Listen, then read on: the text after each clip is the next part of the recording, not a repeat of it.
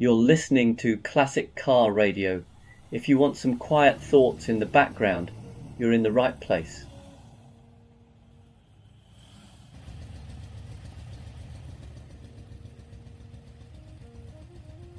There are plenty of complicated ways to feel better in life. Meditation apps, cold plunges, inspirational quotes from people who definitely wake up earlier than you. But there's one mood booster nobody talks about, mostly because the people who know are too busy trying to find parts on eBay, the classic car. Now, I know what you're thinking. How can something built in the 70s with the structural integrity of a sandwich and the reliability of a French electrical system improve your mood? Well, let me give you three very solid, very scientific reasons, or at least 3 reasons that work for me. Reason 1, classic cars make you feel like the main character. Drive a modern car and you're basically piloting a dishwasher with headlights. Drive a classic and suddenly you're starring in your own film. A Citroën DS makes you feel like a time-travelling diplomat. A Triumph TR6 convinces you you're more charming than you actually are. And a Porsche 928, well, that just makes you feel like you should have a yacht, even if the closest thing you actually have is a kayak from Decathlon. There's something magical about the way old cars look, smell, and sound. They give you instant character development. Even your bad hair days look intentional when you're climbing out of a 1970s Alfa Romeo.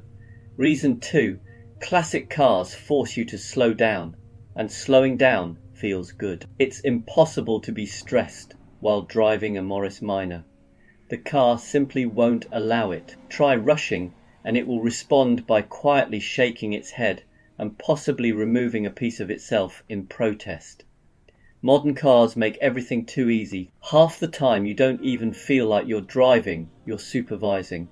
But an old car demands your attention in a way that pulls you out of your head and into the moment. You have to listen, feel, and occasionally bargain with it. And in that process, everything else, deadlines, notifications, the existential dread of why did Sharon schedule another meeting, fades away. It's mechanical mindfulness, but with better smells. Reason 3, classic cars create tiny adventures. Without even trying, you don't take a classic out just to buy milk. You take it out because maybe the sun is out, maybe you finished work early, or maybe you're feeling particularly brave and want to see if the old electrics are in a cooperative mood. Even a simple 5-mile drive becomes a story.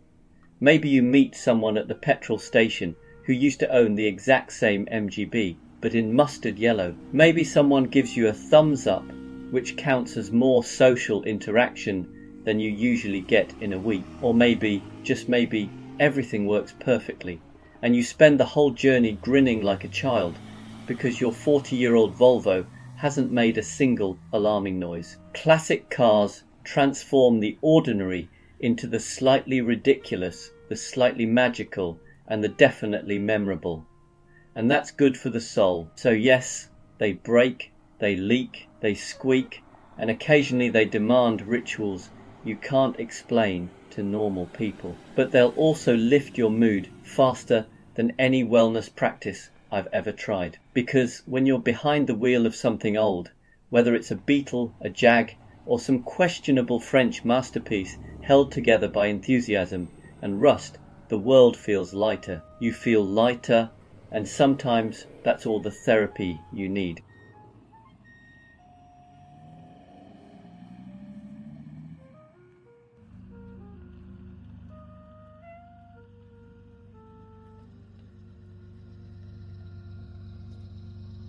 There are many wonderful things about owning a British classic car. The charm, the history, the way strangers nod approvingly at you in car parks, as if you've done something noble for your country. But before you buy one, there are a few things people tend not to mention, not because they're trying to hide them, more because British classic owners have accepted their fate and no longer see anything unusual about it. So here are 3 things nobody tells you, but probably should. Number 1, you will smell permanently of petrol. This is not a metaphor, it's a lifestyle. Somewhere, deep inside the soul of a British classic, whether it's an old MGB, a Triumph Spitfire, or a slightly too confident Jaguar XJ6. There is a faint but persistent desire to perfume its owner. You step out of the car after a lovely drive, take a deep breath, and there it is, that unmistakable blend of petrol, old leather, and maybe the ghost of a previous owner's pipe smoke. You'll think you've imagined it. Your friends will assure you that you haven't, and eventually you'll stop trying to get rid of the smell and simply accept that it's part of your personal brand. Number 2.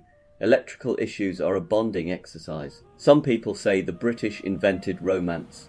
I say they invented character, building wiring looms. If you own anything with the words Lucas anywhere near it, you're not just a driver, you're in a long-term relationship with the Prince of Darkness himself. One day the indicators work, the next day they're on a spiritual retreat. Your headlights may or may not join you, but here's the thing, every time you fix something, or jiggle a connector, or threaten the car with a multimeter, you feel genuinely proud. Modern cars don't give you that. They give you error codes and judgment. A classic gives you opportunities for personal growth.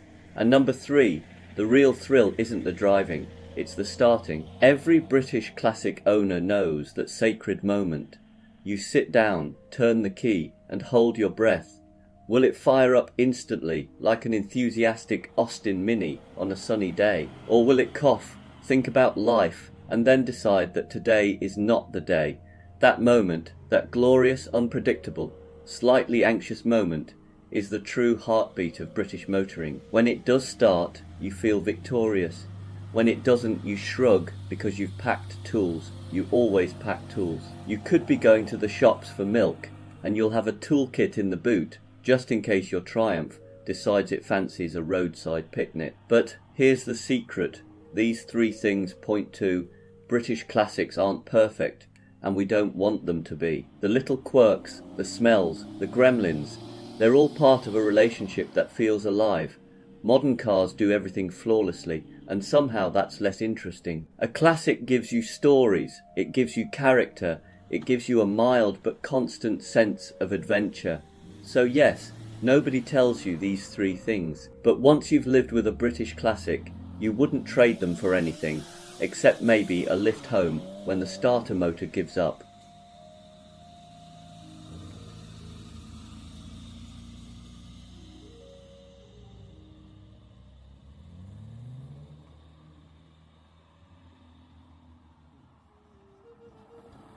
There's a funny thing that happens when you spend time with an old car. You start off thinking you're the one looking after it, keeping it running, coaxing it through its quirks, forgiving it for the odd rattle or drip. But eventually you realize something else is going on. The car is teaching you something too. And one of its favourite lessons is this: slow down. Classic cars don't rush. They can't. They were born in a time before instant everything, before touch screens, notifications, and the strange modern belief that faster is always better. When you drive an old machine, you feel that difference immediately. There's a certain unhurried rhythm to the way it warms up, wakes up, and decides whether it's in the mood to cooperate today. And if you try to push it, it will remind you, gently or not, that patience is part of the deal. What's surprising is how quickly that patience becomes a pleasure, because when you're in a classic, you're not just travelling through space, you're travelling through time, you're driving something built with hands, not algorithms. You start listening more closely to the engine, noticing small changes, paying attention to the behaviour of the gearbox or the weight of the steering. Without even realising it, you drop out of the mental rush of the day and into something far more grounded. It's a bit like a moving meditation, not the sit cross-legged on a cushion type, but the sort where your attention is anchored to the sound, the feel, the moment right in front of you. You can't drive a classic car while doom scrolling or worrying about 10 different emails. It demands your presence, and that presence becomes a kind of refuge. There's also a humility to it. Classic cars have no interest in your schedule. They don't care about the meeting you're late for or the message you haven't answered. They operate on their own timeline with their own temperament. And once you accept that, Life gets a bit lighter. You stop fighting the clock. You stop trying to force everything. You breathe a little more. And in that space, you rediscover something modern life quietly stole. The simple joy of driving for its own sake. A slow cruise, a long corner taken with care. The sensation of being connected to a machine that asks you to participate, not just sit there. It reminds you that moving slowly isn't the opposite of progress. Sometimes it's the only way to feel where you're actually going. So yes, old cars break and fuss and throw the occasional tantrum, but along the way they also teach us how to let go, how to pay attention, and how to enjoy the journey instead of sprinting from one destination to the next. In their own stubborn, charming way, classic cars show us a truth we tend to forget. You don't have to live fast to live well. Sometimes the best moments are found in the slow lane.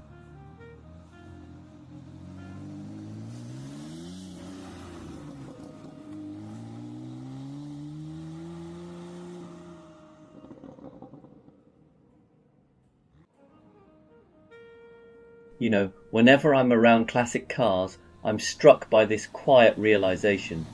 Every old engine you see has lived more life than most of us ever stop to notice. We look at these machines as objects, as hobbies, as projects to fix on a Sunday.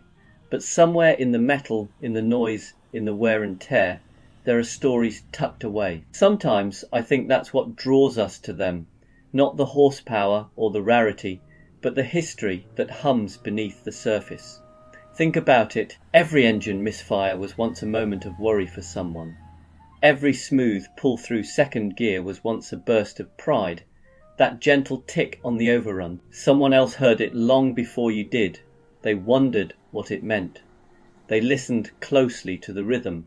Just like you do now, old engines collect people. They collect the hands that worked on them, the families that drove in them, the places they broke down, and the journeys they carried us through. A car that's 40 or 50 years old isn't just running on fuel, it's running on memory, all that maintenance and tinkering we do.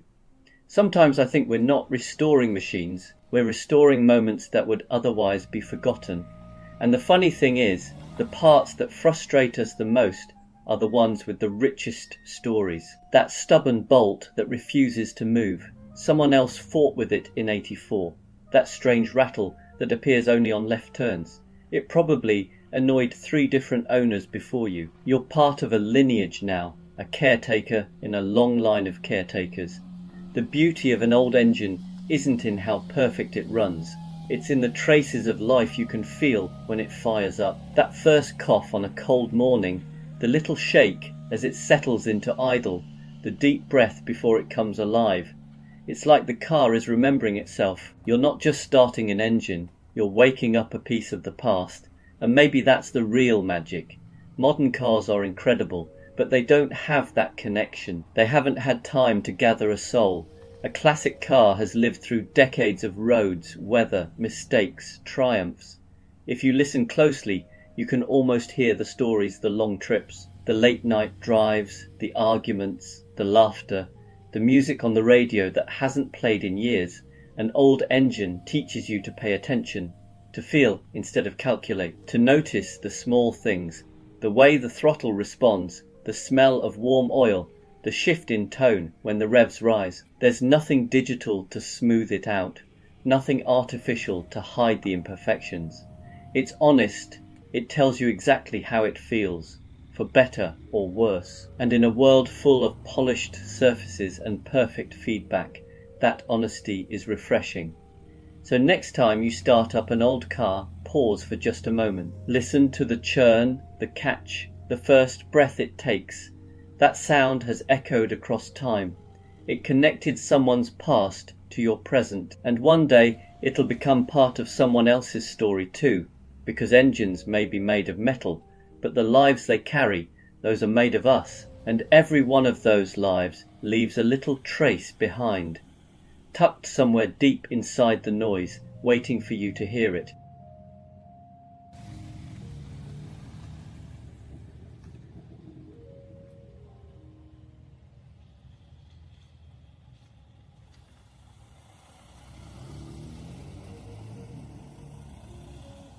There was a time when people used to go out for a drive for no reason at all.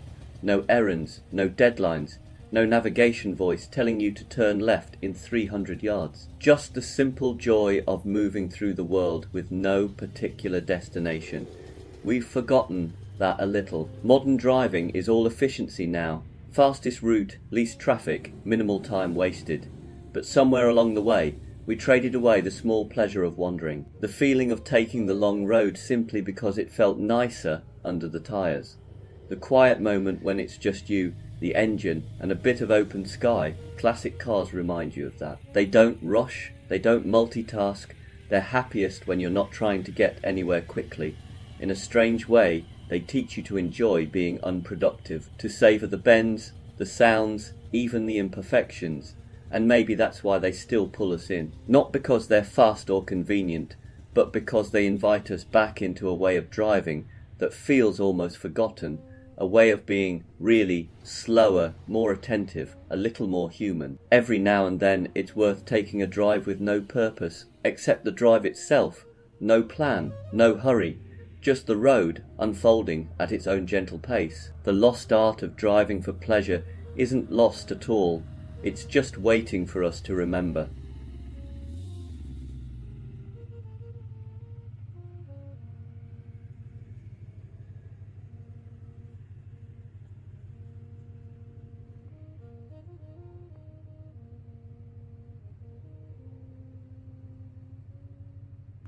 There's a certain philosophy that only really reveals itself when you spend enough time with a classic car. You don't notice it at first. At first, you're too busy wondering if that noise is normal, or if that smell is new, or if the fuel gauge is lying to you again. But give it a little time, and you start learning something deeper, something you won't find in any manual or workshop guide. Classic cars teach you about the slow lane, not the motorway slow lane. Although, let's be honest, with some classics you're going to be spending a lot of time there too. I mean the slow lane as a way of moving through life, a way of letting things unfold at their own pace, instead of trying to drag them forward like a reluctant alternator bolt. Because classic cars don't do rushing. They don't care how busy you are today. They don't care that you're late for dinner. They live in a world where warming up takes as long as warming up takes. You turn the key, the engine coughs, clears its throat, considers its options, and eventually decides, fine, I'll run today, but only because you asked nicely. And that's where the philosophy begins. In a modern car, you press a button and go. In a classic, you prepare to go. You listen, you pay attention, you learn its moods, you adapt, and somewhere in the middle of that dance, you start realizing how rarely you give anything your full attention anymore. You can't multitask in a classic car. You can't check your phone, adjust a playlist, and send a quick message while flying down the road. The car will simply not allow such nonsense. It asks you, politely, firmly, and occasionally with steam, to be present, hands on the wheel, ears tuned in, eyes on the world, and surprisingly, it feels good. Suddenly you're not rushing, you're not chasing time, you're just there in a moving piece of history, in a moment that can't be hurried. Life stops being a sprint and becomes a gentle roll. Classic cars also teach humility, because nothing reminds you that you're not in control, like a machine built in an era when weatherproofing meant try not to drive in the rain. You can have the perfect plan for the day and your car will respond with, that's adorable. But today we're learning about patience instead. Yet, weirdly, that's where the joy comes from. Not in the breakdowns themselves. We don't have to pretend those are spiritual experiences, but in the way they nudge you into letting go. You can't be in the fast lane when the universe, through your carburetor, is gently suggesting you slow the hell down.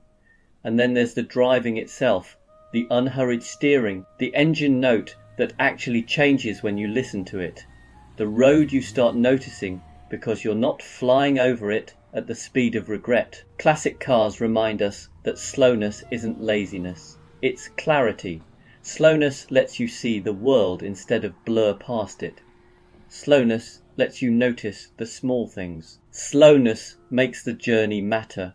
So yes, Old cars leak, squeak, rattle, sulk, and occasionally set fire to themselves, but they also carry a quiet wisdom, a philosophy, a reminder that not everything in life needs to be done faster. Sometimes the best way to get where you're going is to ease into the slow lane, breathe, and let the ride unfold at its own charming, slightly unpredictable pace.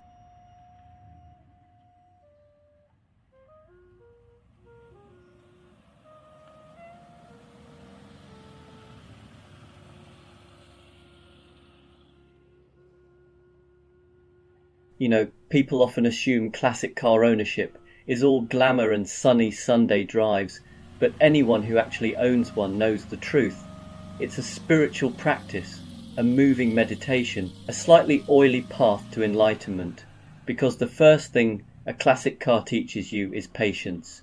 Nothing happens quickly, not warming up, not fixing things, not waiting for that part that was in stock last week. You learn to slow down, breathe, and accept that the universe occasionally manifests itself in the form of a seized bolt. And then there's awareness. Modern cars let you drift through a journey half asleep. A classic won't let you get away with that. It whispers, nudges, complains, celebrates. You start listening deeply to the engine note, to the vibration in the pedal, to that tiny new squeak you swear wasn't there yesterday. It's the automotive version of mindfulness, staying present, paying attention, noticing the moment before it becomes a problem. There's humility too. Classic cars do not care about your schedule, your plans, or your ego. They will embarrass you at petrol stations. They will refuse to start when you're trying to impress someone. They remind you gently, occasionally, not so gently, that control is an illusion, and somehow that's freeing. But the real zen is in the relationship, because it is a relationship. You invest time, care, curiosity. The car gives you stories, sensations, a kind of companionship. You begin to appreciate the effort over the outcome, the drive over the destination. You savor the journey because you have to. You can't rush it. And that slowness becomes a gift. So yes, classic car ownership can be frustrating. It can test your patience, your wallet, your sense of humour, but it also teaches presence. It rewards attention. It turns everyday drives into something richer, more textured, more human. And maybe that's the point. In a world running at full speed, a classic car pulls you back into the moment and says, here, be here, feel this, enjoy the ride.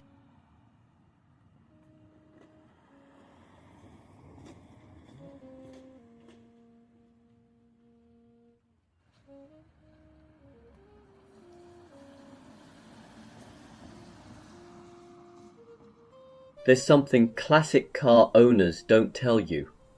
Well, a few things, actually. Things you only learn once you've lived with one of these old machines, long enough for it to test your patience, your wallet, and sometimes your sanity. First, let's get this out of the way. You will smell like petrol, not in a poetic motorsport heritage way.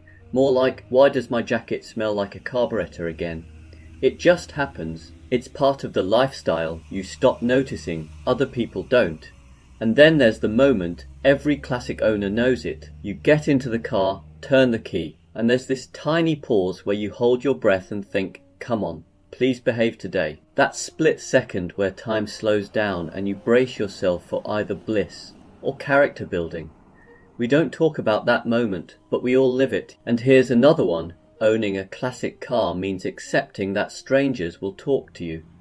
At petrol stations, in car parks, at traffic lights, you become a magnet for conversations that start with, my uncle had one of these, or I remember these when I was young. You learn to smile, nod, and enjoy it, because that connection is part of the joy.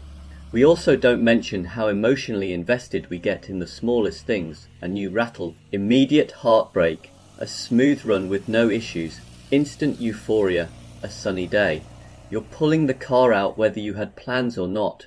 Classic ownership turns adults into hopeful children. Every drive is Christmas morning, but here's the biggest thing classic car owners don't tell you. We don't actually own these cars. Not really, we're just the current caretakers. These machines have outlived owners, mechanics, fashions, governments, entire eras, and somehow they're still here, bending time a little bit every time they start up. We get to be part of that story for a while, a tiny part of a journey that started long before us and will probably continue long after we're gone. See, the secret isn't in the horsepower or the shine of the paint or even the drive itself. It's in the feeling, the sense that you're touching history with your hands, hearing it through the engine, carrying it across roads. It's travelled before. Classic car owners don't tell you these things because, well, it sounds sentimental. And we like to pretend we're here for the engineering and the performance. But really, we're here for the connection, the stories, the nostalgia, the moments when a machine feels almost alive. So if you've ever wondered why people put up with the quirks, the smells, the conversations at petrol stations, the unpredictable starts, it's because these cars give us something modern life rarely does anymore. A reason to slow down, to pay attention, to care about something that isn't disposable. And that's why, despite everything we don't tell you, we wouldn't trade this madness for anything.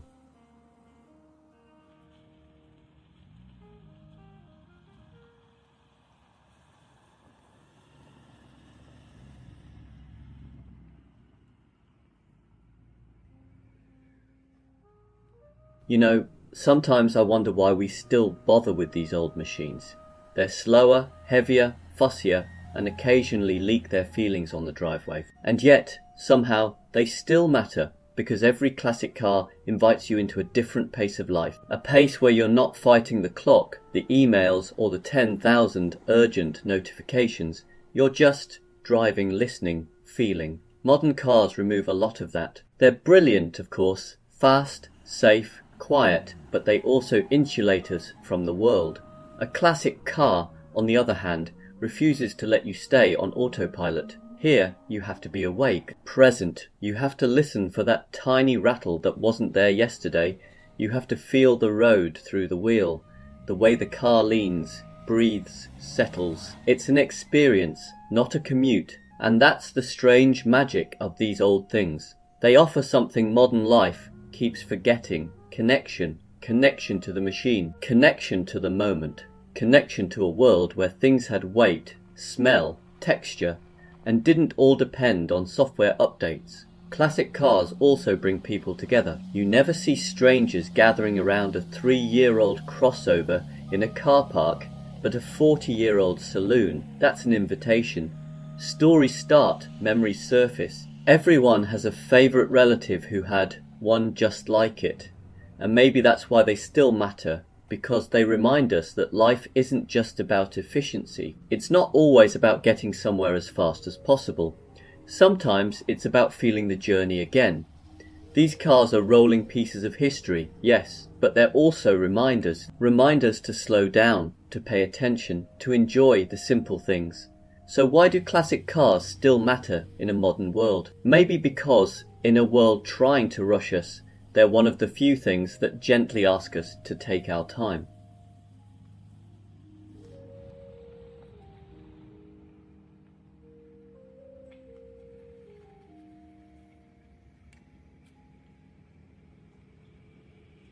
You're listening to Classic Car Radio.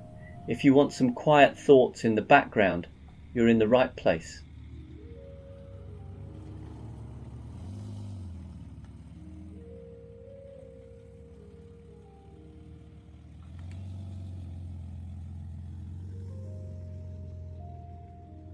There's something magical about driving an old car, and I don't mean the will it start today suspense, although that does add a certain flavour to life. I mean the way an old car quietly pulls you out of the frantic, high-speed, high-stress rhythm of modern living and drops you into a world where everything moves just a little differently. Modern life wants you to hurry, messages ping, deadlines loom, your phone vibrates like it's trying to escape your pocket. And somewhere in the middle of all that, you're expected to be productive, healthy, friendly, well hydrated, and apparently making passive income in your sleep. Then you get into an old car, and it reminds you that none of that matters for a little while.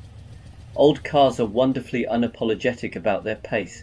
They don't sprint off the line. They don't have 8 driving modes. They don't pretend to be a spaceship. They just go in their own time, with a certain dignity, and occasionally with a smell you can't identify but have learned not to worry about. And that slowness, that gentle mechanical honesty, feels incredible. You start to notice the road again, the weight of the steering, the way the engine clears its throat before settling into a rhythm.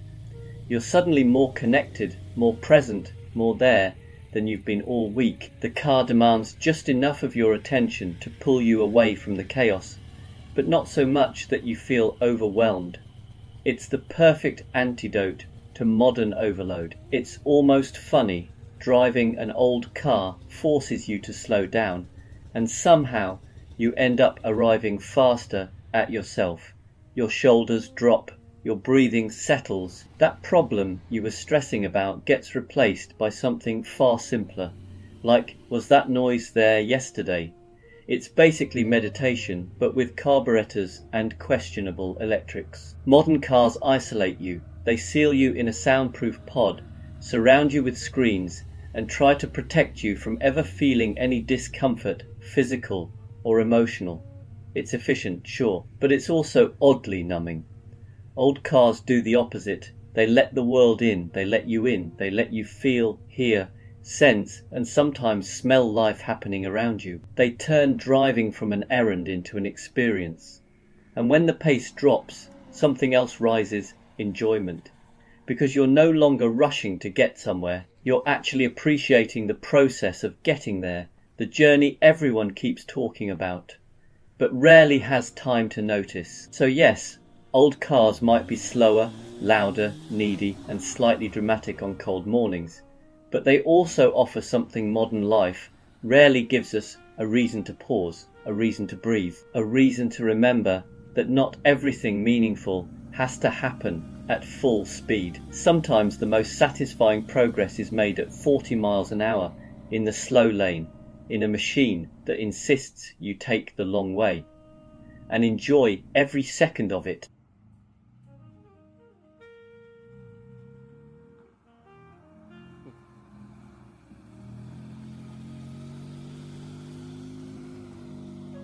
There's a certain look people give you when you say, with complete sincerity, that old cars are better than modern ones. It's the same look you'd get if you announced you still listen to music on cassettes, or that you've recently taken up medieval blacksmithing, a mix of confusion, amusement, and subtle concern. But here's the thing, old cars are better, and not in the ironic, I liked them before they were cool retro, hipster kind of way.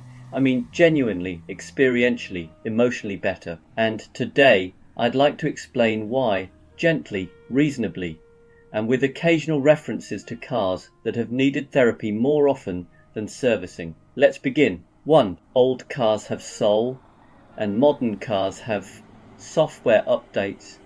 Modern cars are incredible. They can park themselves, avoid collisions, and some of them even apologize when you try to indicate incorrectly.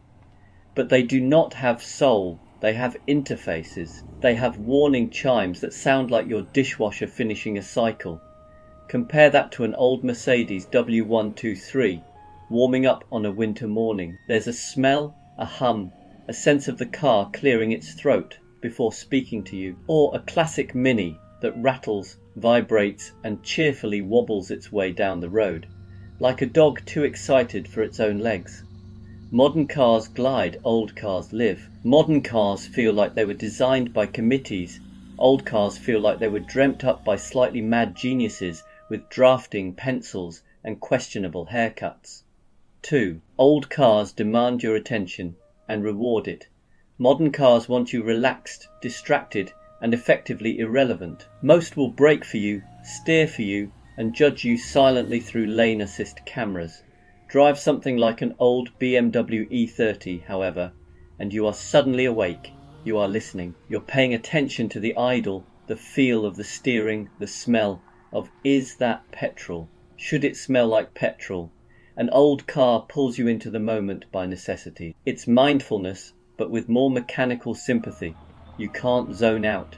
You can't doom scroll. You can't even sneeze without considering how the carburetor feels about it. And in that strange tactile relationship between human and machine, something happens. You remember what driving is. Not a task, not a commute, not an algorithm. A connection. 3. Old cars teach you character.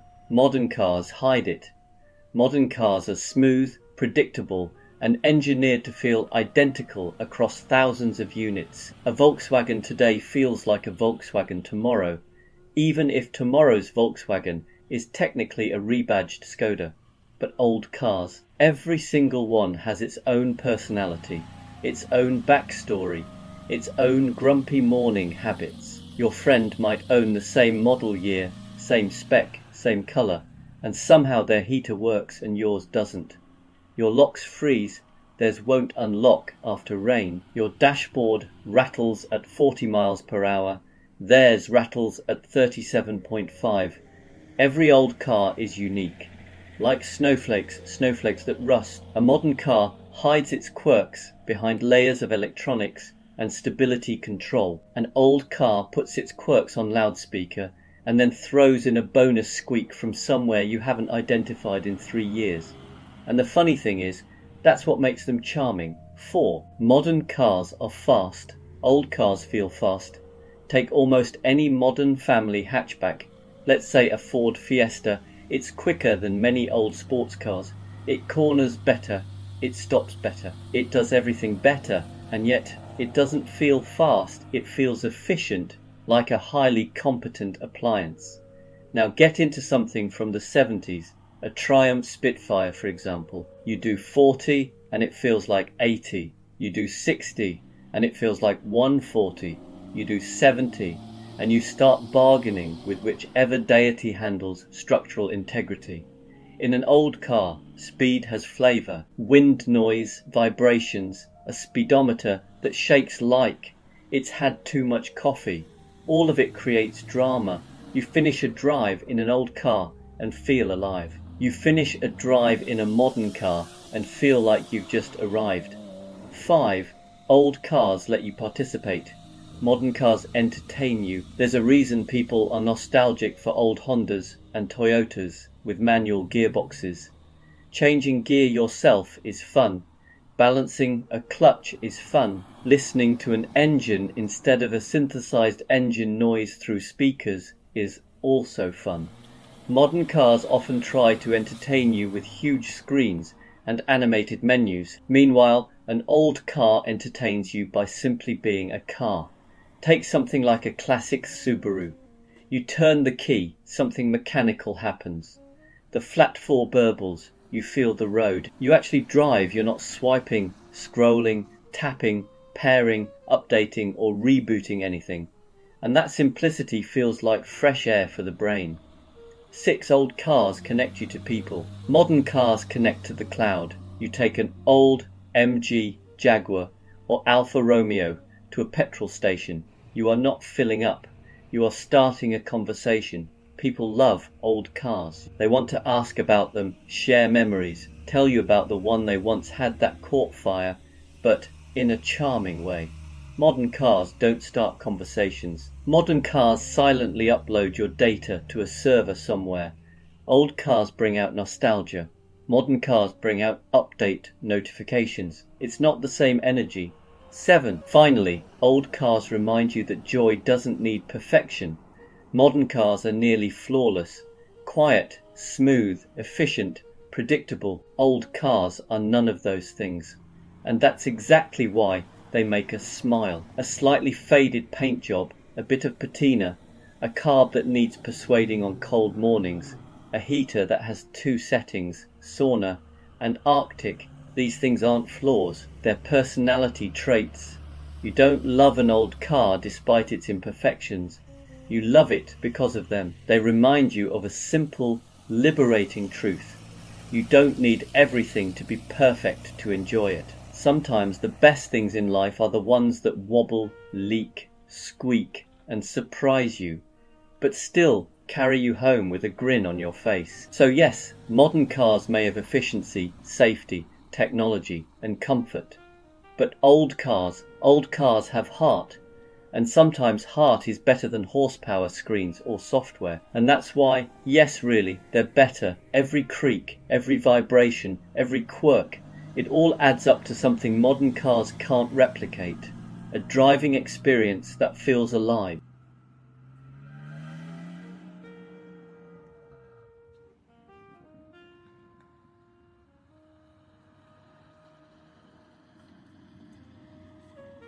Owning a classic car does something subtle to the way you drive. At first, you think you're just learning how to keep an old machine alive, but somewhere along the way, without any formal training or advanced driving courses, your habits start to change, and oddly enough, they tend to make you a better driver. Even when you're back in something modern and sensible, here are 3 of them. The first habit is listening. Classic cars demand it. A modern car filters everything out for you. The noises, the vibrations, the feedback. But an older machine doesn't bother with subtle hints. A slight change in engine note on an old Alfa, a new vibration through the wheel of an MG, or a gearbox that suddenly feels a little less cooperative in a Porsche from the 90s. These are all conversations, and if you ignore them, the car will escalate the discussion. So you learn to listen, to notice, to anticipate, and that habit sticks. You become the kind of driver who feels what the car is doing instead of just reacting when something goes wrong. The second habit is looking further ahead. Classic brakes are, how shall we put this, optimistic. Whether you're in an early Jaguar, a Triumph with a personality, or anything Italian that prefers enthusiasm over urgency, you very quickly learn that last-second decisions are a terrible idea. You start reading the road earlier, you spot traffic building long before it becomes a problem. You leave space, you plan, not because you're being virtuous, but because it's easier than standing on a brake pedal that was designed in another century. And once you've learned that skill, you never really lose it. Even in a modern car with enormous brakes and a dozen safety systems, you're calmer, smoother, and far less rushed. The third habit is mechanical sympathy. Classic cars reward gentleness. They don't like being rushed when they're cold. They don't appreciate aggressive gear changes. And they absolutely remember if you've been unkind to them. So you adapt, you warm things up properly, you shift more smoothly, you drive with intention rather than impatience. Whether it's a softly sprung French saloon, a slightly grumpy British roadster, or an air-cooled Porsche that prefers things done just so, you learn that respect goes a long way. And here's the interesting part, that mindset transfers. You drive modern cars more smoothly, you waste less energy, you feel less stressed, you arrive more relaxed, even if you didn't arrive any faster.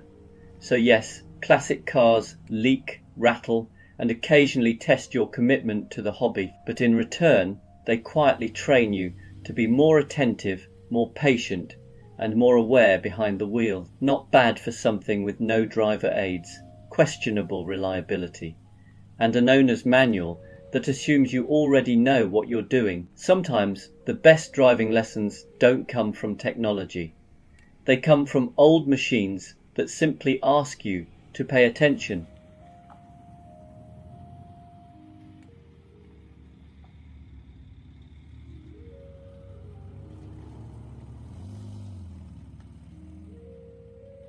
If you're thinking about your next car, you've probably been told to be sensible, something efficient, something reliable, something that pairs nicely with a spreadsheet. But there's a quiet, rebellious alternative. One that smells faintly of petrol, makes interesting noises, and occasionally asks for patience instead of blind faith. An old and interesting car. And here are 3 reasons why it might be the best decision you'll ever justify to your friends. Reason 1. Old cars have personality. Modern cars are very good, almost suspiciously good. They start every time, isolate you from the outside world, and politely beep if you look like you're having a thought of your own. An older car doesn't do that. It communicates differently. A classic Alfa will tell you how it's feeling through the steering wheel. An MG might rise up theatrically, before it's ready to leave. A classic Rolls-Royce won't just go around a corner, it will discuss it with you first. You don't just drive these cars, you negotiate with them, and somehow that makes every journey more memorable. Reason 2, old cars make ordinary moments feel special. A trip to the shops in a modern car is an administrative task. In something older, it becomes an event. You park a classic Mini or an old Mercedes, and suddenly strangers want to talk to you. People smile. Someone tells you they had one, just like that in 1988, and regrets selling it every day since. Old cars turn errands into stories. They slow you down just enough to notice where you are, what you're doing, and why you bothered leaving the house in the first place. Reason 3, old cars teach you useful life skills, patience, listening, improvisation, carrying a small but emotionally significant collection of tools. An old Volkswagen or Alfa doesn't break to punish you. It breaks to teach you humility. It encourages you to understand how things work, or at least to develop a healthy relationship with your local mechanic. More importantly, old cars cure you of the illusion that everything should be instant and perfect.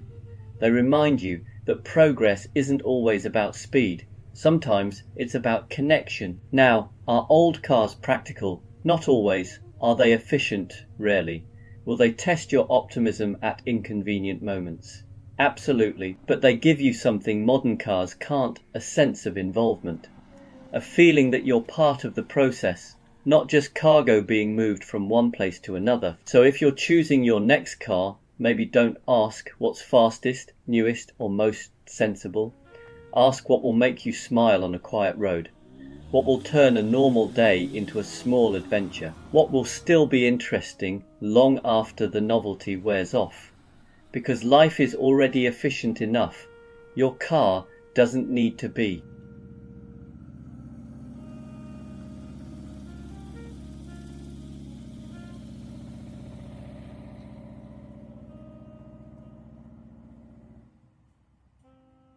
There's a quiet bond between people who own classic cars. You can spot it almost instantly. It's not about money or performance figures or even good taste, although we like to pretend it is. It's about shared experiences that make absolutely no sense to anyone else. And there are 3 in particular that only classic car owners truly understand. The first is this, the key turn moment. Modern cars start when you ask them to. Classic cars consider it. There's always a pause, a half second, where the engine thinks about its life choices. You turn the key in an old Alfa Romeo or a Triumph, and you listen, not casually, but with the focus of a bomb disposal expert. Is that a healthy crank? Is that a confident cough? Or is that the sound of today being one of those days? Every start is a small emotional journey, and when it fires into life, you feel a completely unreasonable sense of personal achievement. The second thing only classic car owners understand is the relationship you develop with smells and noises. A faint whiff of fuel in a Jaguar, that's character. A new rattle in an old Porsche, that's a conversation starter. You stop thinking in terms of, is something wrong? And start thinking in terms of, is this noise new, louder, or merely expressive? Your car becomes a living thing with moods, habits, and the occasional tantrum. You don't panic, you diagnose, you negotiate, and sometimes you just turn the radio up and promise to look at it later. And then there's the third thing, strangers. Classic cars turn you into a public service. Petrol stations become social events. Someone will always say, I used to have one of those, even when it's a Renault they very clearly never owned. People will tell you about their uncle's MG, their neighbour's Volvo, or the one that got away in 1987. You'll nod, smile, and listen, because you're part of a rolling museum now, whether you like it or not. What's funny is that none of this feels like a burden once you're in it. The quirks, the conversations, the unpredictability, they are the point. Classic car ownership isn't about perfection, it's about participation. You're involved, present, and occasionally late. And that's why classic car owners understand something most people don't. The car isn't just getting you from A to B, it's giving you stories, moments, and a slightly odd but deeply satisfying way of moving through the world. You don't just own a classic car, you enter into an agreement, and somehow, despite everything, you're always happy you did.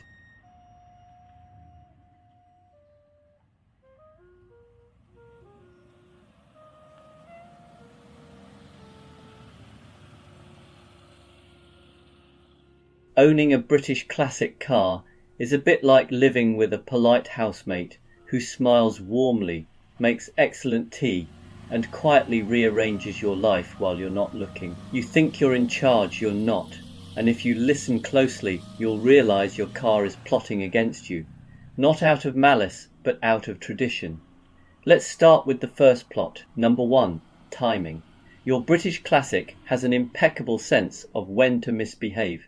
It will never fail on a random Tuesday when you have nothing planned. No, it waits patiently for the exact moment you're heading to a wedding, a long-awaited drive, or somewhere that requires arriving without the scent of petrol and regret. Triumphs, Bristols, old Jaguars, they all share this gift. They'll idle perfectly for weeks, then suddenly decide that today is the day the starter motor feels emotionally unavailable. And the thing is, it won't be dramatic about it. There'll be no bang, no warning light, just silence, as if to say, I'm terribly sorry, but no. The second plot is more subtle. Number 2, confidence erosion. British classics are masters of psychological warfare. One good drive and you feel invincible. You start thinking, I've sorted it now. You tell friends it's actually quite reliable. This is when the car strikes. A minor rattle appears, then a smell, then a noise that wasn't there yesterday and absolutely is there now. Is it serious? Is it nothing? You don't know. That's the point. A Land Rover will convince you that every vibration is either completely normal or the beginning of the end, and you'll never know which. A classic Mini will make you question whether that pull to the left is new or simply part of its personality. You start doubting yourself. The car remains calm. It has done this before. And finally, the most devious plot of all. Number 3, emotional attachment. This is where British classics really get you. Despite everything, the leaks, the quirks, the way a classic Jaguar can turn fuel into noise with astonishing enthusiasm, you fall for it, you forgive it, you defend it. You start using phrases like, they all do that, and it's just a simple fix even though you've said that 6 times already. At some point, you'll catch yourself patting the dashboard of an old Rover or talking gently to an Austin Healey as if encouragement might help. And oddly enough, sometimes it does, or at least it feels like it does. That's when you realise the plot has succeeded. You're no longer an owner, you're a caretaker, possibly an accomplice. But here's the twist. This isn't really sabotage, it's a relationship. British classics don't want efficiency. They don't want speed or convenience. They want attention. They want patience. They want you to slow down, listen, and accept that perfection was never the goal.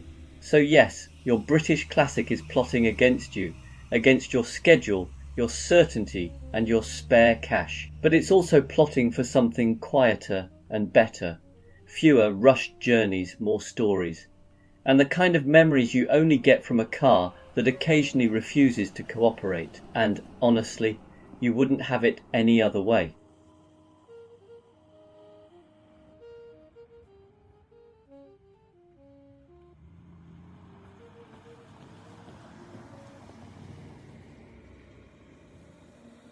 There are many questionable decisions a person can make in life. Buying a British classic car may sit comfortably somewhere between joining a pyramid scheme and cutting your own hair. And yet, if you talk to anyone who actually owns one, they'll tell you it's one of the most rewarding, character building, occasionally ridiculous choices they've ever made. So today, I want to give you 5 reasons, proper, life-enhancing reasons, why you might need a British classic car in your life. Reason 1, British classics are charmingly imperfect, just like you. A British classic is not afraid to show its quirks. An old MG, for example, will happily reveal its entire emotional landscape through the dashboard. A flickering gauge here, a warning light that comes on only when it feels unappreciated. A Triumph may enthusiastically leak oil, but only because it doesn't believe in bottling up its feelings. And if you ever meet a Jaguar XJ from the 70s, you'll discover a car with the swagger of a rock star and the electrical stability of one too. But here's the magic, their flaws make them lovable. A British classic car teaches you that perfection is overrated. It's the rough edges, the little unpredictabilities that create stories, and in a world obsessed with flawless surfaces and seamless interfaces, there's something deeply comforting about a machine that is still perfectly functional while being gloriously, unapologetically human. Reason 2, they turn every journey into a small adventure. Modern cars make driving feel like background noise. British classics, on the other hand, treat every trip, even a run to the shops, like you're off to scale Everest. Start the engine of a Land Rover Series 2 and you'll feel like you're about to explore a remote corner of Kenya. Even if you're only going to Lidl, take an old Mini onto a back road and suddenly you understand why every motoring journalist becomes slightly hysterical around them. Drive a classic Bentley and you'll find yourself talking in a deeper voice and developing opinions about fine leather. British classics don't simply move you from A to B. They create a sense of occasion. They invite you into the moment, into the sound, the smell, the tactility of driving. They whisper, slow down, enjoy this, notice things. And if you listen, you realize that driving can be joyful again.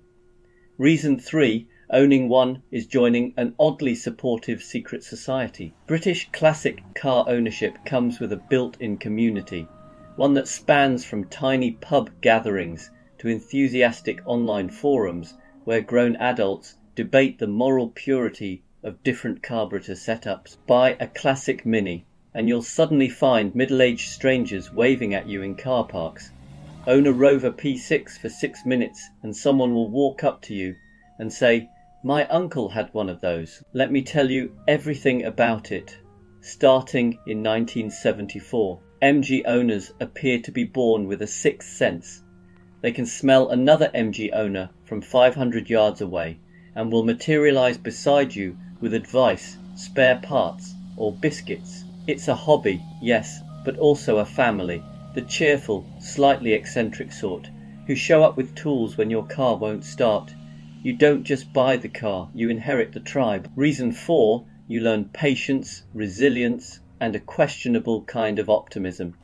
A British classic car will teach you important life skills, not CV skills. Not useful in the corporate world skills, but the real fundamentals, patience. When something works yesterday, but not today. Resourcefulness, when the part you need is out of stock indefinitely.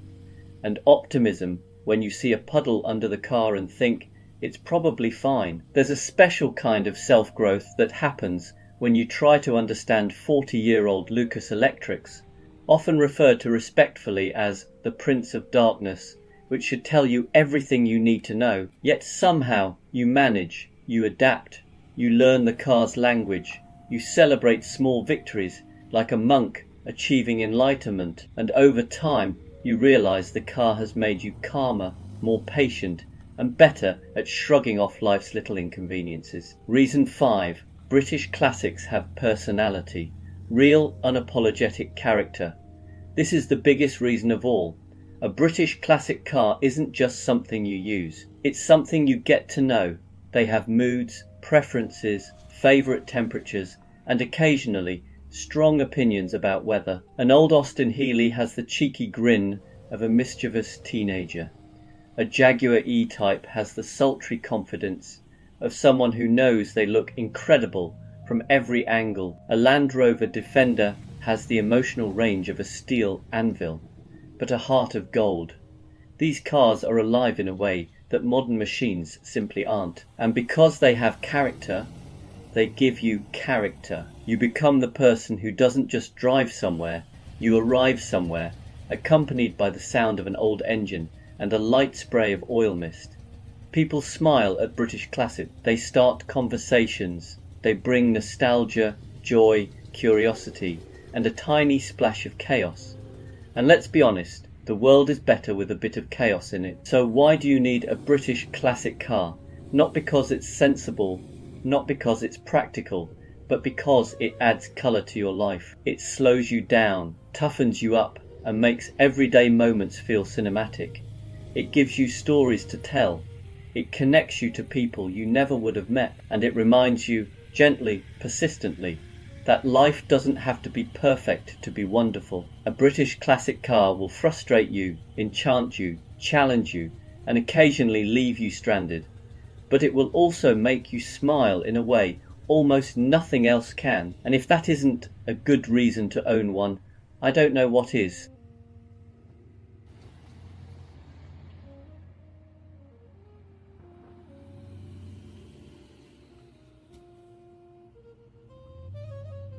Classic cars attract many wonderful things: admiration, nostalgia, and unsolicited advice from strangers at petrol stations. They also attract myths, persistent, confident myths, the kind delivered by someone who hasn't owned a classic car since 1987, but feels very strongly about it. So let's gently put a few of these to rest. First myth: classic cars are incredibly unreliable. This one usually comes from someone driving a modern car with 3 warning lights on and a software update pending. The truth is, most classic cars are very honest. A classic Mini, a Triumph, or an old Mercedes will tell you exactly what's wrong, often audibly, sometimes aromatically. Modern cars, by contrast, prefer vague threats and cryptic symbols. Reliability isn't about age, it's about maintenance, sympathy, and occasionally accepting that Italian electrics have personality. Second myth: you have to be rich to own one. Yes, if your idea of a classic car starts with air-cooled Porsche and ends with auction estimate, that might be true. But plenty of classics are wonderfully attainable. An old MG, a Rover, even a slightly scruffy BMW from the 90s can be cheaper to run than a modern finance agreement. The real cost isn't money, it's time, patience, and the willingness to Google things like, why does it only do this when it rains? Third myth: classic cars are terrible to drive. This is usually said by someone who expects a 1970s Alfa Romeo to feel like a new Golf GTI. Classic cars don't isolate you, they involve you. You feel the steering, the road, the decisions you've made in life that led you to this moment. And once you recalibrate, many classics are an absolute joy. There's a reason people still talk about how a Porsche 911 feels, or how delicately a well-sorted MG flows down a country road. Next myth: they're just toys for old men. Yes, there are flat caps, but there are also young owners, artists, engineers, and people who simply like things with character. Classic cars aren't about age, they're about taste, and possibly stubbornness. Anyone who keeps a Lancia running in the modern world is not clinging to the past, they're committing an act of quiet rebellion. Another favourite: classic cars are bad for the environment. This one's more nuanced. Yes, they're not exactly carbon neutral, but most classics do a few thousand miles a year, at most. They're repaired, reused, and kept alive rather than scrapped and replaced every 3 years. Sustainability isn't just about what you drive, it's about how often you replace it. A well-loved old Volvo, still going strong, has arguably done its bit. And finally, the biggest myth of all: classic car ownership is stressful. It can be frustrating, yes, but stressful. Only if you fight it.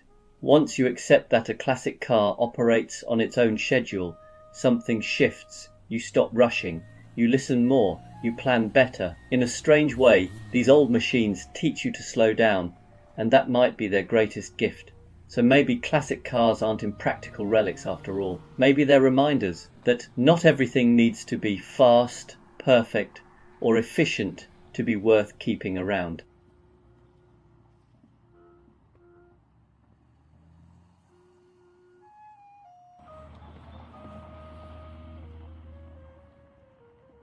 There's a lot of talk these days about electric cars. They're sleek, they're quick, they're silent. A bit too silent, if you ask me. And every week someone asks me, so are you getting an EV yet? And every week I give the same answer, eventually, but not yet, not for the moment. Because here's the thing, I quite like a car that sounds like a car.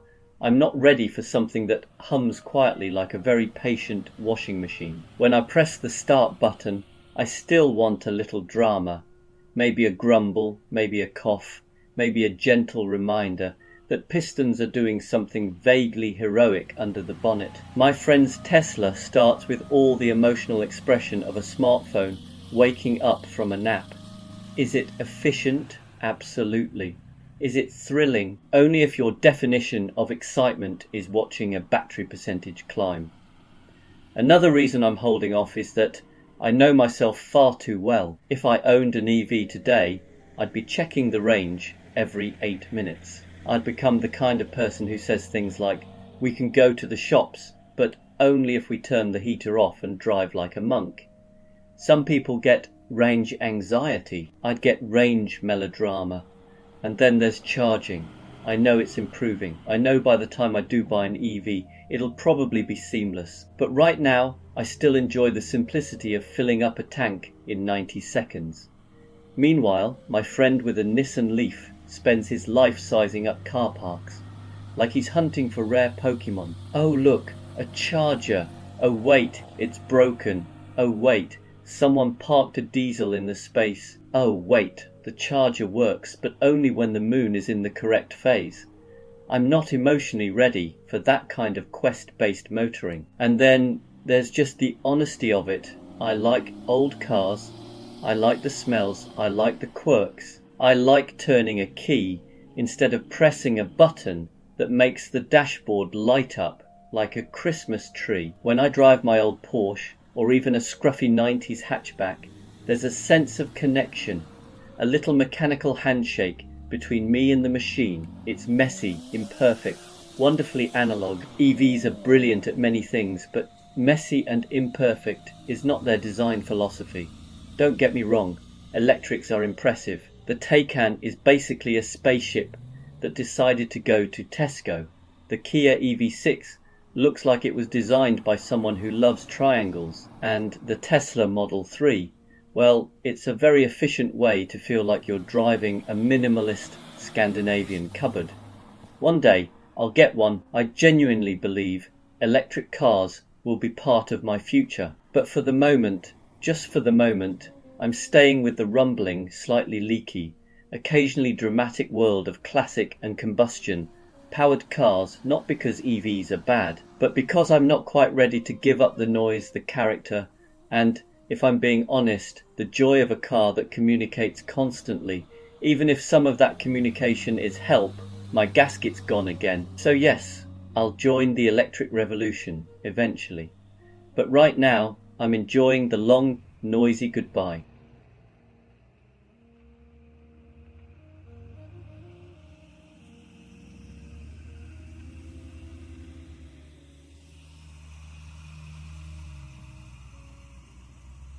There's a strange calm that lives inside every classic car. It's not obvious at first. In fact, it's often hidden beneath rattles, warm oil smells, and the quiet suspicion that something electrical might be having a bad day. But once you spend enough time with an old car, you start to notice it, a kind of calm you don't really find anywhere else. Modern cars are very good at helping you forget you're driving. They insulate you, smooth everything out, and quietly take control, which is impressive, but it also means your mind stays busy elsewhere. In a classic car, that doesn't happen. Whether it's an old Porsche, a slightly dramatic Alfa, or a charmingly unpredictable Citroën, the car keeps you present. You feel the road through the wheel.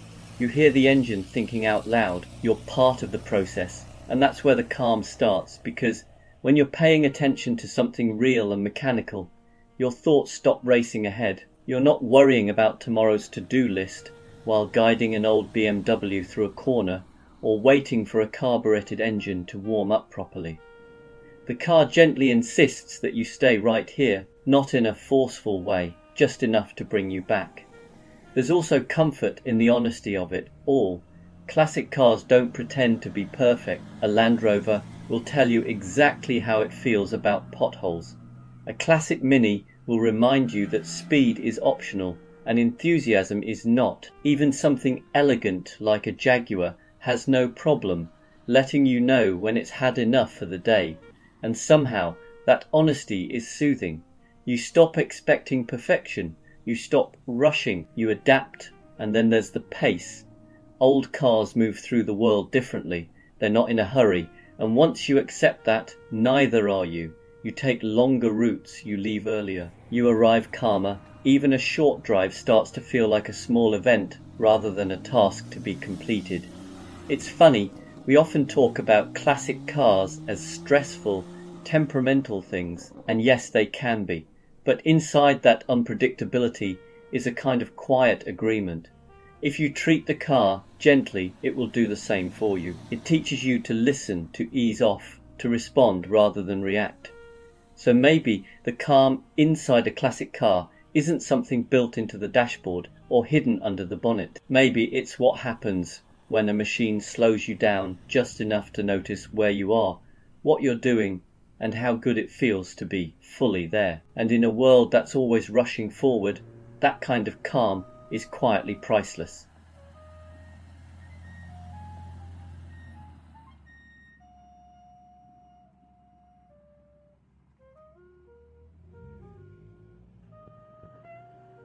This car comes from a fascinating era in automotive history, an era before reliability was invented, not discovered, not perfected, invented. Back then, manufacturers weren't asking, will this start every morning for 10 years? They were asking far more important questions like, does it feel alive? Does it sound interesting? And can we make this with slightly thinner metal to save a few francs? And honestly, I respect that. I am not talking about a specific car. I am talking about cars from this period, whether it's a Citroën, an Alfa Romeo, a Triumph, or something equally optimistic. These cars were built with a very different philosophy. They weren't designed to be invisible appliances. They were experiences. Occasionally unforgettable ones. Occasionally unforgettable for the wrong reason. You see, modern cars are very good at not involving you. They isolate you from noise, vibration, effort, and responsibility. Old cars do the opposite. They involve you in everything. Every vibration is feedback. Every smell is information. Every new noise is a conversation starter. Take a French classic, for example. A DS21 doesn't break down. It expresses itself. The suspension isn't leaking. It's redistributing hydraulic enthusiasm. The electrics aren't faulty. They're simply having a philosophical disagreement. British cars, of course, have their own charm. A Triumph or an MG doesn't fail. It reminds you that optimism is an essential part of ownership. You don't turn the key expecting certainty. You turn it hoping today is a good day. And when it starts, you feel like you've earned it. Italian cars are even more honest. An Alfa will tell you exactly how it's feeling, usually loudly and at high revs. It may not be reliable, but it will be passionate about it. And if something does fall off, you're almost impressed it stayed on for this long. The thing is, these cars were built before reliability became the goal. Back then, character came first. Engineering was brave, sometimes reckless, occasionally brilliant, and only loosely concerned with the future owner's sanity. And yet, this is the important bit, we forgive them. We forgive the cold starts that feel like negotiations. We forgive the warning lights that don't really warn you of anything. We forgive the way a simple drive somehow becomes a story. Because when a car demands a bit of patience, it gives something back. It slows you down. It makes you pay attention. It turns driving into participation rather than transport. You don't just arrive somewhere, you experience the getting there. So yes, this car was built before reliability was invented, but it was built after charm, personality, and joy had already been perfected, and sometimes that's a trade-off worth making.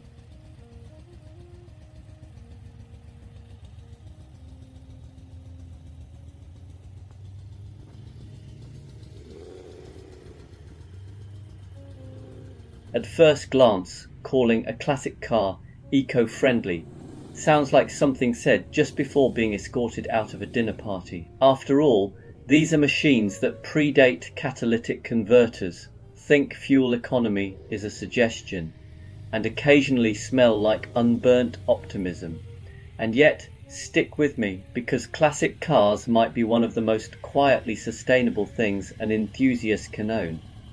First, the greenest car is often the one that already exists. Modern cars are marvels of technology, but building them takes an extraordinary amount of energy.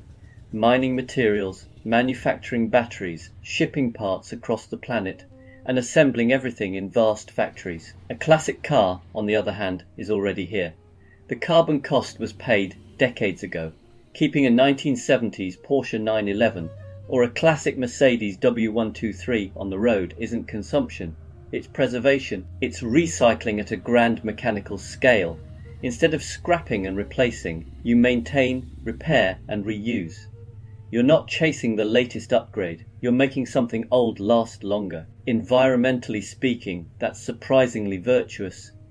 Second, classic cars encourage moderation. No one daily drives a 40-year-old Alfa through rush hour traffic without a strong sense of self-reflection. Classics tend to come out for weekends, sunny evenings, or special occasions. They're driven less, cared for more, and appreciated deeply.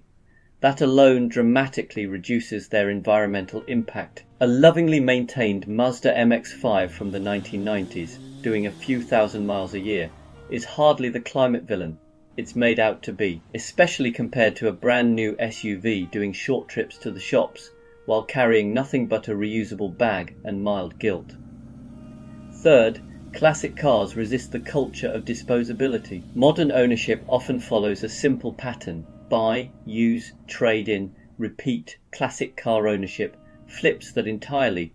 You form a relationship. You learn its habits. You repair rather than replace. You rebuild rather than discard. A Toyota Land Cruiser that's been running for 30 years isn't just transport. It's proof that durability is environmental responsibility. A Honda engine that keeps going with basic maintenance is a quiet protest against planned obsolescence. These cars weren't designed to be fashionable for 3 years. They were designed to endure. And yes, let's talk about the word investment.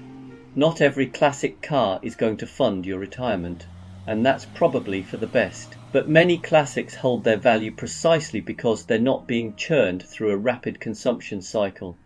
A well-looked after BMW E30 or early MX-5 isn't a depreciating appliance. It's a long-term asset that rewards care, patience and restraint. So no, classic cars won't single-handedly save the planet. They still burn fuel, they still make noise, and they still occasionally drip oil in a way that feels personal. But they represent something modern life is desperately short on: longevity, repairability, and respect for what already exists. In a world obsessed with the new, the fastest, and the disposable, choosing to preserve and enjoy an old machine might be one of the most quietly eco-friendly decisions you can make. Plus, it looks better than a spreadsheet.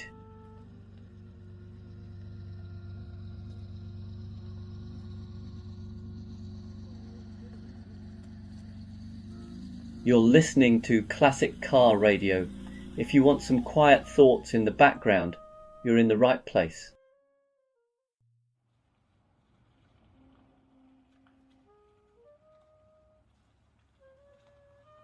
There are plenty of complicated ways to feel better in life. Meditation apps, cold plunges, inspirational quotes from people who definitely wake up earlier than you. But there's one mood booster nobody talks about, mostly because the people who know are too busy trying to find parts on eBay, the classic car.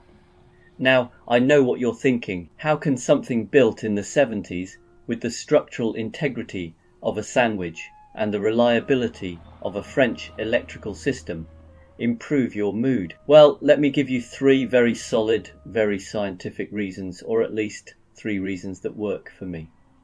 Reason 1, classic cars make you feel like the main character. Drive a modern car and you're basically piloting a dishwasher with headlights. Drive a classic and suddenly you're starring in your own film. A Citroën DS makes you feel like a time-travelling diplomat.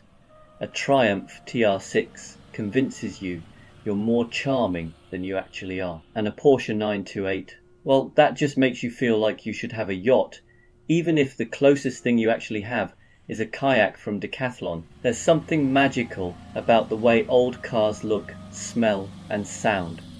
They give you instant character development. Even your bad hair days look intentional when you're climbing out of a 1970s Alfa Romeo. Reason 2, classic cars force you to slow down, and slowing down feels good. It's impossible to be stressed while driving a Morris Minor. The car simply won't allow it. Try rushing and it will respond by quietly shaking its head and possibly removing a piece of itself in protest. Modern cars make everything too easy. Half the time you don't even feel like you're driving, you're supervising. But an old car demands your attention in a way that pulls you out of your head and into the moment. You have to listen, feel, and occasionally bargain with it. And in that process, everything else, deadlines, notifications, the existential dread of why did Sharon schedule another meeting, fades away. It's mechanical mindfulness, but with better smells. Reason 3, classic cars create tiny adventures. Without even trying, you don't take a classic out just to buy milk. You take it out because maybe the sun is out, maybe you finished work early, or maybe you're feeling particularly brave and want to see if the old electrics are in a cooperative mood. Even a simple 5-mile drive becomes a story. Maybe you meet someone at the petrol station who used to own the exact same MGB, but in mustard yellow. Maybe someone gives you a thumbs up, which counts as more social interaction than you usually get in a week. Or maybe, just maybe, everything works perfectly, and you spend the whole journey grinning like a child because your 40-year-old Volvo hasn't made a single alarming noise. Classic cars transform the ordinary into the slightly ridiculous, the slightly magical, and the definitely memorable. And that's good for the soul. So yes, they break, they leak, they squeak, and occasionally they demand rituals you can't explain to normal people. But they'll also lift your mood faster than any wellness practice I've ever tried. Because when you're behind the wheel of something old, whether it's a Beetle, a Jag, or some questionable French masterpiece held together by enthusiasm and rust, the world feels lighter. You feel lighter, and sometimes that's all the therapy you need.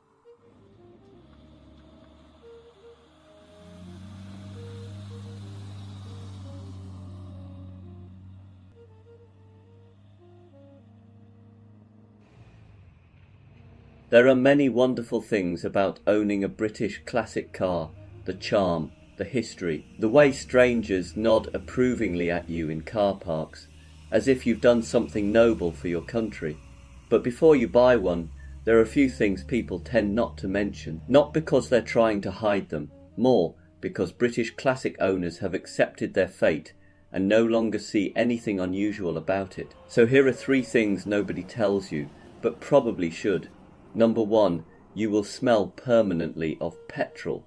This is not a metaphor, it's a lifestyle. Somewhere, deep inside the soul of a British classic, whether it's an old MGB, a Triumph Spitfire, or a slightly too confident Jaguar XJ6, there is a faint but persistent desire to perfume its owner. You step out of the car after a lovely drive, take a deep breath, and there it is, that unmistakable blend of petrol, old leather, and maybe the ghost of a previous owner's pipe smoke. You'll think you've imagined it.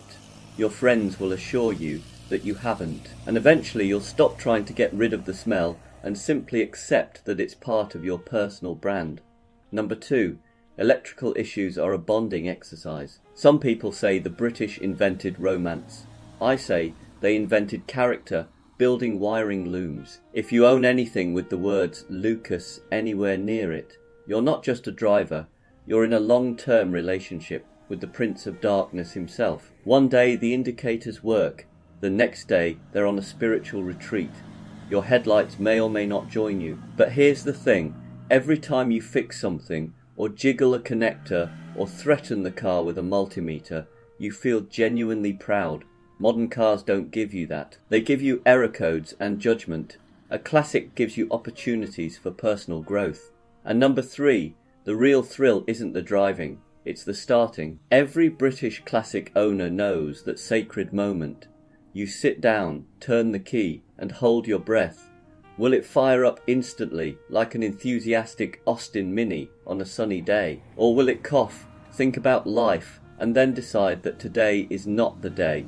That moment, that glorious, unpredictable, slightly anxious moment, is the true heartbeat of British motoring. When it does start, you feel victorious. When it doesn't, you shrug because you've packed tools. You always pack tools. You could be going to the shops for milk, and you'll have a toolkit in the boot, just in case your Triumph decides it fancies a roadside picnic. But here's the secret. These 3 things point to British classics aren't perfect, and we don't want them to be. The little quirks, the smells, the gremlins, they're all part of a relationship that feels alive. Modern cars do everything flawlessly, and somehow that's less interesting. A classic gives you stories, it gives you character, it gives you a mild but constant sense of adventure. So yes, nobody tells you these 3 things, but once you've lived with a British classic, you wouldn't trade them for anything, except maybe a lift home when the starter motor gives up.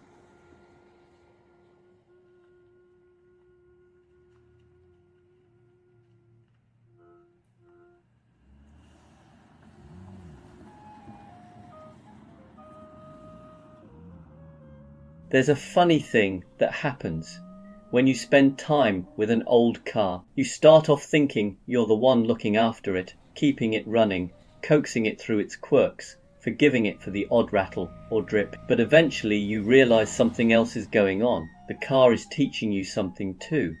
And one of its favourite lessons is this: slow down. Classic cars don't rush. They can't. They were born in a time before instant everything, before touch screens, notifications, and the strange modern belief that faster is always better. When you drive an old machine, you feel that difference immediately.